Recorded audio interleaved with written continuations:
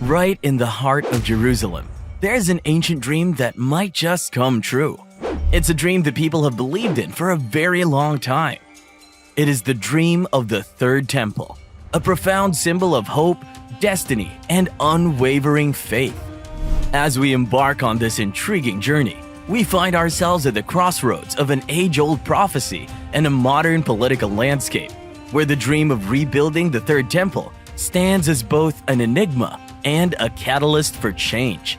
Join us as we delve into the captivating story, where the echoes of ancient sacrifices and the aspirations of today's world converge, shaping the path to a sacred vision that has endured through millennia. The anticipation surrounding the return of the Messiah and the construction of the Third Temple in Jerusalem is a centuries-old belief that continues to capture the imagination of many. This profound faith in the fulfillment of ancient prophecies has deep roots in both Jewish and Christian traditions. However, before diving headfirst into the history of the temple, let's look at what the Holy Bible has to say about the Third Temple. Picture this: a moment in the future where the anticipation of the Third Temple and Jesus' second coming converge, setting the stage for an awe-inspiring revelation. It's a subject that's not explicitly spelled out in the New Testament, but its roots dig deep into Christian beliefs, especially those drawn from the mysterious book of Revelation. In Revelation, John paints a vivid tapestry of apocalyptic visions. He doesn't come right out and say Third Temple, but the symbols and hints he drops allude to a sacred structure. Imagine a heavenly temple where God's presence is the focal point. Revelation 21-22 says, "I saw no temple in the city, for its temple is the Lord God the Almighty and the Lamb." This is where the idea of the Third Temple takes on a metaphorical hue, where God's direct presence among His people reigns supreme. Now, why does this matter? Well, it's all about the second coming of Jesus. Christian eschatology, or the study of end times, teaches that Christ will make a triumphant return, ushering in His eternal kingdom. Revelation is like a portal into this future. It envisions a fresh start, a new heaven and a new earth, where God is right there with humanity, symbolizing a grand reunion between God and His creation. So what's the Third Temple got to do with it? It's a symbol, a promise, and a signpost. It symbolizes the grand finale of God's plan to make everything right. It's a promise that one day, God's presence will be as real as the air we breathe. And it's a signpost pointing the way to the ultimate redemption. But here's the thing. Not everyone agrees on what His Third Temple really means. Some think it's a physical building that will rise up in Jerusalem, like a beacon announcing Jesus' return. Others see it as a symbol, a reminder of the deep connection between Christ and His followers. No matter how you slice it, the idea of the Third Temple weaves together the hope for God's presence, the anticipation of Jesus' grand return, and the belief that God's divine plan will come to fruition. It's a subject that sparks curiosity, stirs discussion, and keeps us all looking forward to the day when the Third Temple, in whatever form it takes, becomes a reality. The concept of the Third Temple, also known as a third house of the sanctum, represents a sacred vision of a temple that would succeed Solomon's first temple and the second temple. To understand its importance, let's take a journey through history, starting with the splendor of Solomon's first temple and the complexities of modern-day Jerusalem. Solomon's Temple, often referred to as the First Temple, was a remarkable architectural achievement built around 957 BC during the reign of King Solomon. It was designed to house the Ark of the Covenant, a sacred chest containing the Ten Commandments. King David had initially aspired to undertake this monumental project, but divine intervention directed the task to his son, Solomon. Solomon's unwavering commitment to this endeavor was evident in his willingness to spare no expense. He imported cedar wood from King Hiram of Tyre and commanded the use of the finest stone for the temple's foundation. The construction required forced labor, with over 3,300 officials supervising the project. The interior of the first temple was truly awe-inspiring, with the ceiling measuring 180 feet in length, 90 feet in width, and soaring to a height of 50 feet. The tallest point of the temple reached an impressive 120 cubits, as described in ancient texts. Upon the completion of the first temple, Solomon inaugurated it with a solemn prayer. He extended a unique invitation to individuals from diverse backgrounds to come and pray within its sacred walls. Beyond its religious significance, the first temple also became a unifying gathering place for the Israelites. Tragically, in 587 BC, the first temple met its demise at the hands of Nebuchadnezzar II of Babylonia. This catastrophic event led to the exile of Jews to Babylonia, fulfilling the prophecies found in the Bible. The Babylonian king removed precious treasures from the temple in 604 BC and 597 BC, before ultimately destroying the sacred structure in 587 to 586 BC. The exile of the Jews was seen as both a punishment and a fulfillment of the prophecy, as was articulated by the prophet Jeremiah, who warned of these dire consequences. 70 years later, an unexpected turn of events unfolded. After the events of Purim, many Jews returned to Israel, led by the prophets Ezra and Nehemiah. Their return marked the beginning of a new era and the construction of the Second Temple. Sacrifices to God were once again resumed, and the faithful embarked on the challenging task of rebuilding their spiritual center. In the 1st century BC, Herod, the Roman-appointed ruler of Judea, made extensive modifications to the temple and its surroundings, enhancing its grandeur. Despite these efforts, the Second Temple met the same fate as the first. In 70 AD, it was destroyed by the Romans following the failure of the Great Revolt, casting a shadow over Jewish history. These historical events, meticulously chronicled in the Holy Bible, serve as the backdrop for understanding the enduring significance of the Third Temple in the hearts of Jewish people. Over time, control of Jerusalem shifted to Muslims, who eventually constructed two mosques, Al-Aqsa Mosque and the Dome of the Rock on the Temple Mount, the very site of the Jewish temples. This transformation gave rise to Mount Moriah's dual identity as the Temple Mount for Jews and the noble sanctuary for Muslims, making it the most recognizable landscape in Jerusalem. For Jews, it is the Temple Mount, while Muslims refer to it as the noble sanctuary. Al-Aqsa, encompassing the Dome of the Rock and the Al-Aqsa Mosque, holds deep religious significance, with the latter dating back to the 8th century AD. However, this is where complexities and differences arise, as any attempt to alter these mosques could trigger an international Muslim holy war, a jihad against Israel. The prospect of rebuilding the Third Temple, therefore, appears distant and fraught with challenges. However, the question remains the same. If the construction of the Third Temple is almost impossible, then why do Jews still believe it'll happen? Why are numerous institutions preparing for the arrival of the Messiah? The desire to rebuild the Third Temple in Jerusalem is rooted in deep religious significance, particularly within Jewish and Christian traditions. This aspiration is driven by a strong belief in ancient prophecies outlined in the book of Ezekiel. The Third Temple represents more than just a construction project. It symbolizes a spiritual journey and a connection to the divine. Moti Inbari, an associate professor of religion at the University of North Carolina at Pembroke, points out that both religions describe the clear beginning of humanity, and thus, there must be a clear end, symbolized by the Third Temple. This belief underscores the temple's importance as a signpost toward the fulfillment of a greater cosmic plan. Central to this aspiration are messianic beliefs. In Jewish tradition, it is believed that as the end times approach, God will guide the return of the Jewish people to their homeland, and the reconstruction of the Third Temple is a crucial element of this prophecy. Some even envision the Third Temple descending from heaven onto the Temple Mount in Jerusalem, a miraculous event that adds to its mystique. It is seen as a means of redemption and a sign of the impending era of peace and spiritual fulfillment.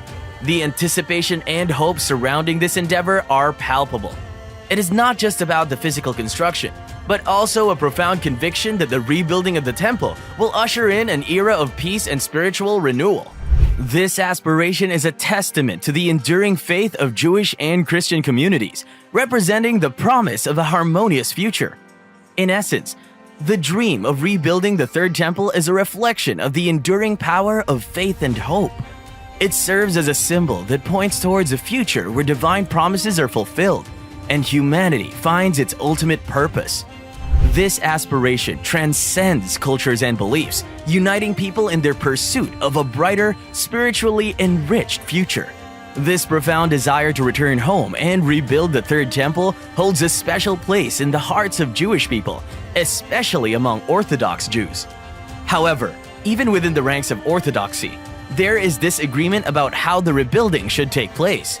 Many Orthodox scholars and rabbinic authorities maintain that the third temple should have been built by divine providence in the time of the Jewish Messiah. This perspective contrasts with the views of medieval Jewish philosopher Maimonides, who argued that the Jews themselves should endeavor to build the temple. However, this viewpoint causes a rift between Orthodox and conservative Jews. Orthodox Jews firmly believe in both the Messiah's coming and the reconstruction of the temple, including the resumption of sacrifices as part of their faith. They uphold the study of sacrifice in their daily morning service. Conversely, conservative Jews share the hope for a Messiah and the rebuilding of the temple, but they differ when it comes to sacrificing animals. To accommodate this difference, the Jewish Law and Standards Commission of Conservative Judaism modified their prayer books. Now, in conservative prayer books, the focus is on temple restoration, but there is no mention of reinstating sacrifices. Instead, they emphasize acts of loving kindness as a means of atonement, as guided by a Talmud passage. Another issue is that in Christianity, the third temple is linked to Jesus' return, as described in the book of Revelation.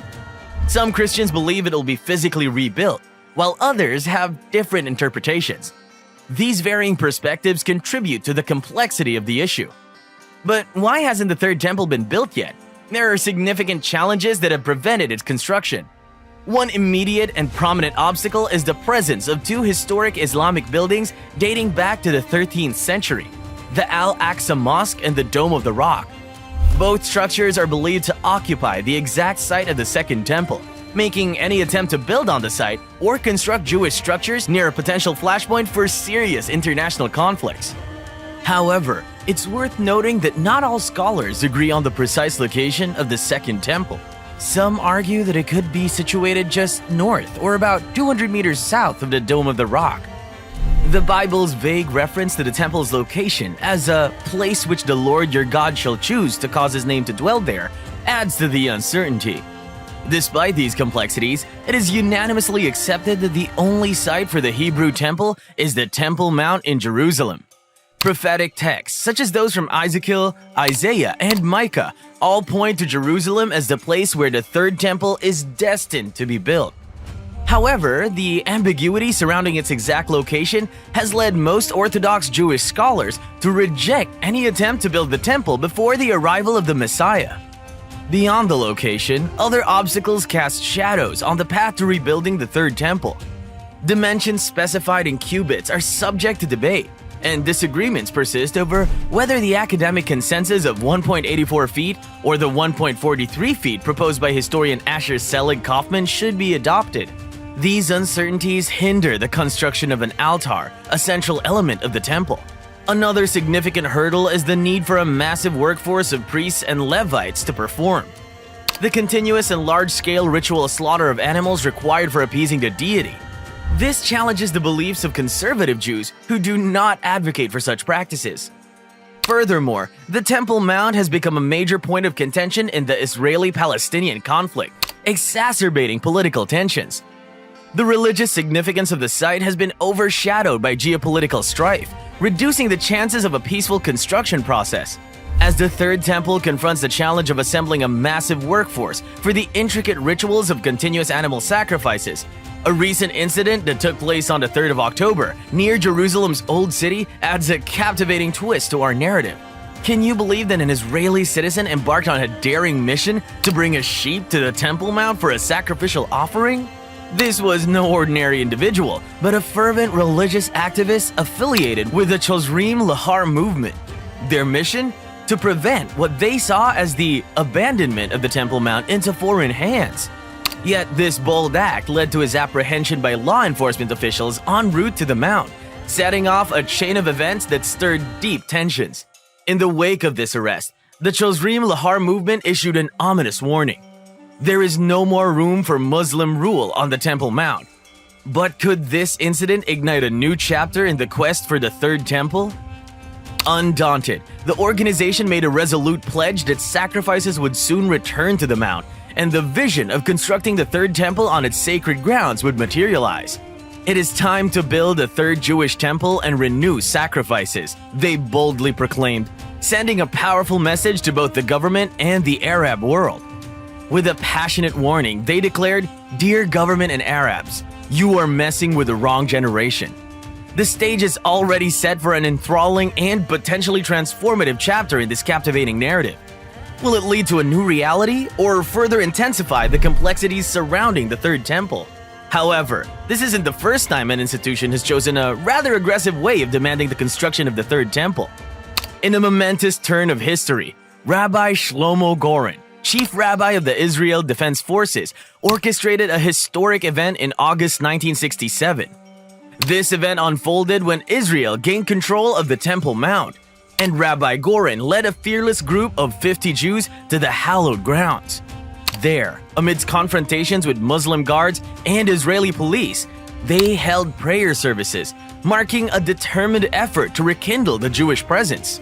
Adding to this fervor are the Temple Lab and the Temple Institute, actively contributing to the cause.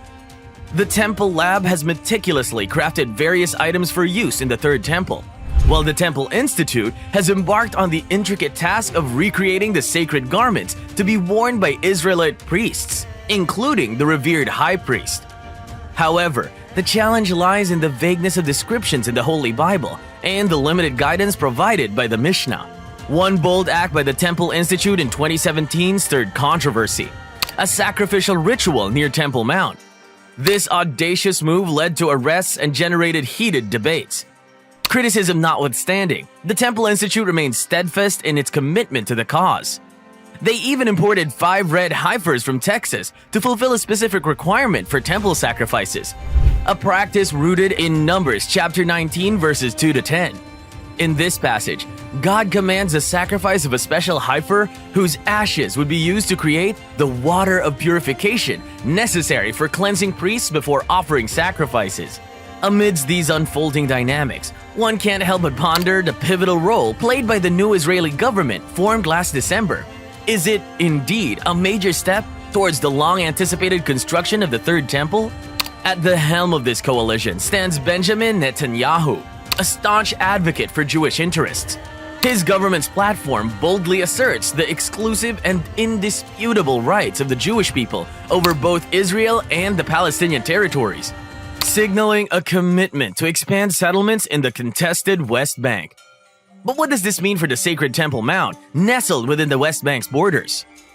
A place of profound religious significance to Jews and Muslims alike. It holds the key to a dream centuries in the making. Adding intrigue to the narrative are reports suggesting that Netanyahu's allies are patrons of groups fervently pushing for the Third Temple's construction. The Temple Institute, among them, is unwavering in its mission to rebuild the temple and restore ancient practices of animal sacrificial worship. As we delve deeper into this complex tale, questions abound. Will this government's policies expedite the journey towards the Third Temple, or will they deepen the existing complexities? What implications will this have on the broader regional landscape and the delicate balance of power? These questions remain without definitive answers, and the trajectory of the Third Temple's journey continues to unfold amidst the tapestry of faith, geopolitics, and history. In this captivating saga, the future remains uncertain, and the dream of the Third Temple persists as a symbol of both hope and complexity. So, will the Third Temple ever become a reality? What do you think about these beliefs and challenges? Is the anticipation of the Messiah's return and the construction of the Third Temple a timeless belief or an elusive dream? The journey to rebuild the Third Temple is fraught with complexity and sensitive geopolitical dynamics. It intertwines faith, prophecy, and the indomitable human spirit.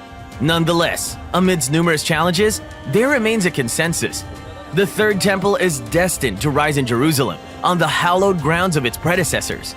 As we navigate this intricate web of faith, tradition, and geopolitics, one question looms large.